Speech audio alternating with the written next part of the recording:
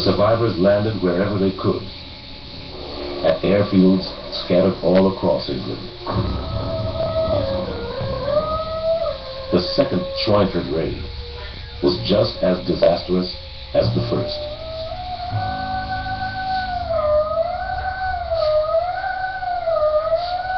"60 more fortresses had been shot down.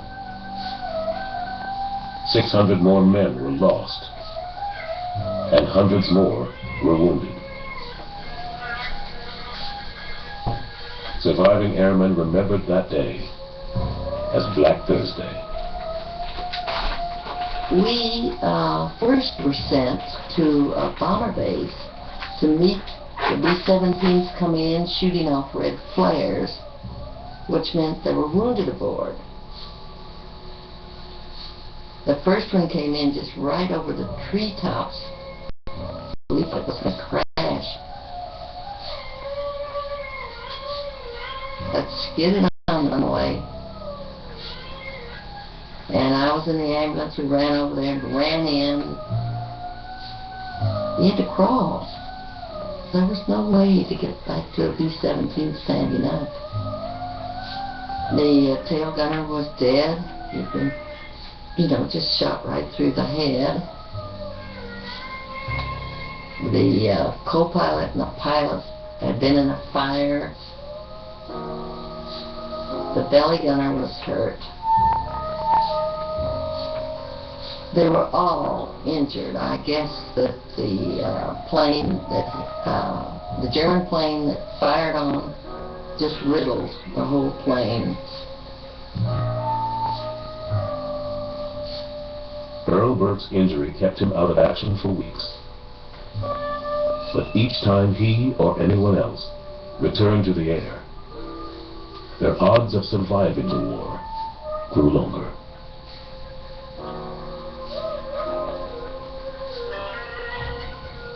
I kept away from making friends. I did not make friends. The reason is, if you met a guy at the PX and bought him a beer, tomorrow he would be gone. And you kept saying, "I'm losing people." So you locked yourself up.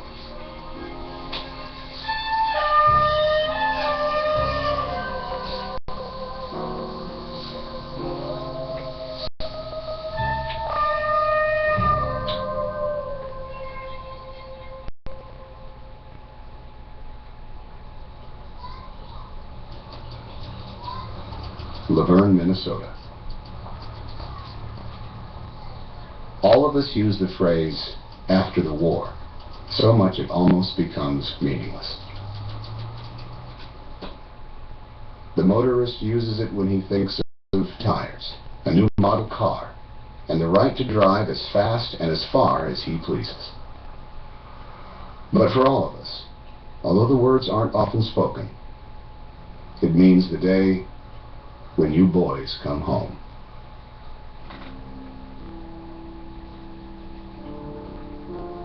It means, if you had witnessed it, a portion of a little drama as we did this week, the ecstatic happiness and the wild gladness of thousands of family reunions. The other morning, an unshaven, weary, uniformed man with a string of gaily colored ribbons on his breast slipped off the morning train and was driven to his home. Instead of going in the front way, he went around the back, unnoticed. Probably he just wanted to feast his eyes on home.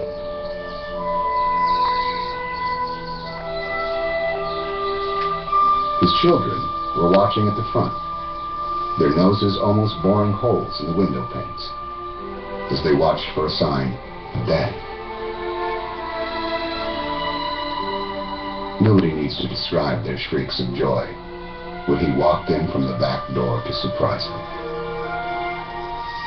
If you could have seen them later, hanging on to his hands for dear life as though they could hold him home forever, you couldn't have helped getting a bit misty yourself. Al McIntosh, Rock County Star Herald. I think particularly in Laverne, there was this general feeling of we're in the right, we're doing the right thing, and all of the things that we're doing collectively, it sort of brought a lot of people together. How did you? It was a totally different feeling that I don't think can ever be duplicated, ever. I just don't think that you could have that sense of oneness that we had when we were growing up. Almost a year before Pearl Harbor, 129 National Guardsmen from Rock County, Minnesota, had found themselves called to active duty.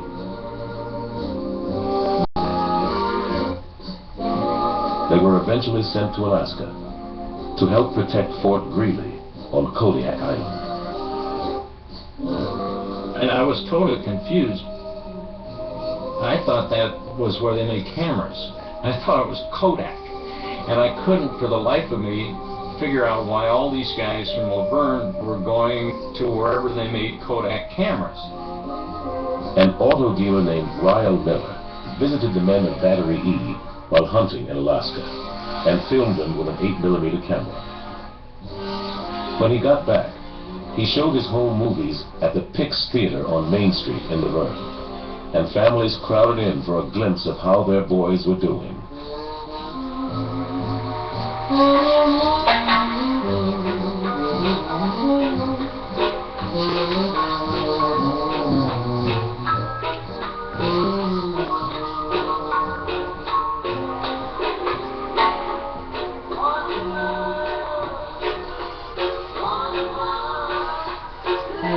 Get together and feel alright. Greetings to their faraway friends on a wrapping paper letter that stretched 120 feet. The town guard, Kay Anderson, whose nephew Quentin had just joined the Army Air Force, had helped organize the letter writing. Dear Kay and everybody, I wanted to let you know that the battery received the 12 letter. The boys are really having a time reading it. They're on their hands and knees and have the paper strung from one end of the barracks to the other. It's things like this that make us feel pretty darn good. In case you don't remember me, I used to sling hash in Gim and Burns restaurant. I was the tall, slim fellow who used to work with Fred Gim. Tell him hello.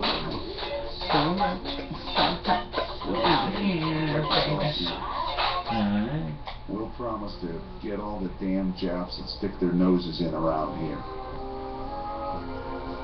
Thanks again from all of us. As ever, Vernon A. from Stan.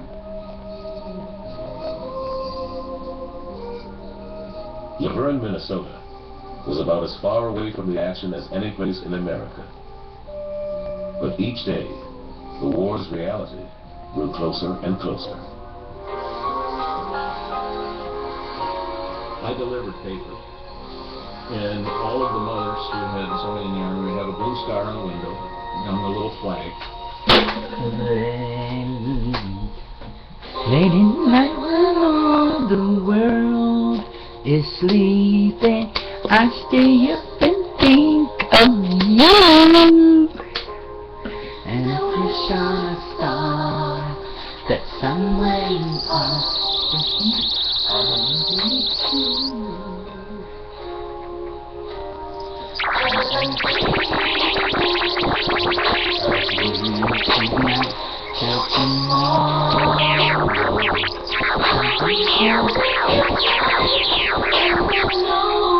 In the world I'd rather be than here in my room, you and me.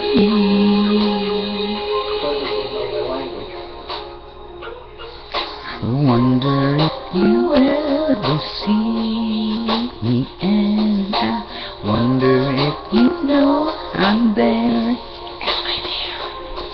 And if you looked in my heart, would you see what's inside?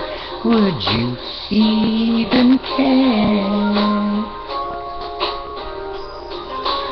I just wanna hold you close, but so far all I have are dreams of you. To a mass grave that held the bodies of many of his fellow prisoners. That way, he thought, if they were ever recovered, his family back in Alabama would find some comfort in knowing what had happened to him. Well, As the some of Marines had that, struggled to take Guadalcanal, this has to be some type of Frazier was shipped summary. all the way. If you notice the trees, how they planted the trees here, so that they could hang flags, I suppose. Oh my God, this guy's got some high waters there. Well, let's That's see. on your knee is the number in Japanese. And they put it on you. Now then, if you take an Oriental person, sit them on a chair and spin them around, will they become disoriented? 5 days in Japan. The commandant told Frazier and his fellow prisoners they would be treated well as guests of the emperor. Yes, but when it came to the fornication, there was a man behind the curtain.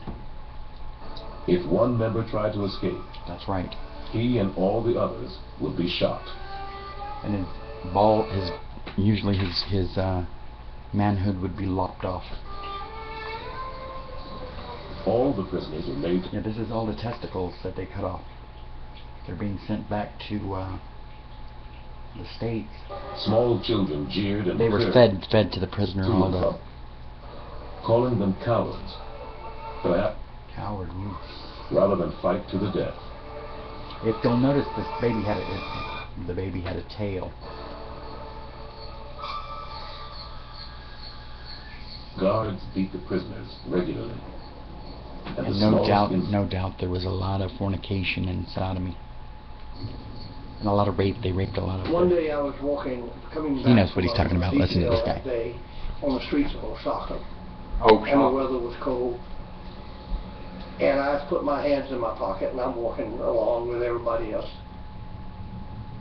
Look at that. When we got to the camp and they checked us in, this guard pointed me out and called me out and said, "Why did you have your hands in your pocket?" I said, "Because I was cold." So they took me in the commander's office and the interpreter said, "That's against the military code. Soldiers do not walk with hands in pockets." And I said, "Well, I'm not a soldier, I'm a prisoner of war." So the commander banged his fist on his desk, and he was a major, and got up and he says, the interpreter said, "He don't like your attitude."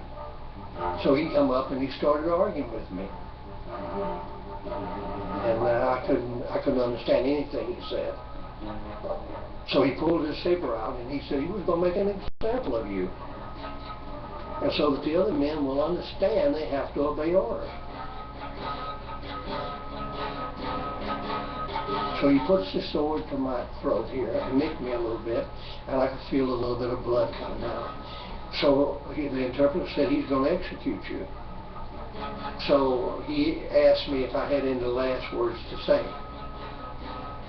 And I looked him straight in the eye and I said, "He can kill me, but he cannot kill my spirit. And my spirit's going to lodge in his body and haunt him until the day he dies."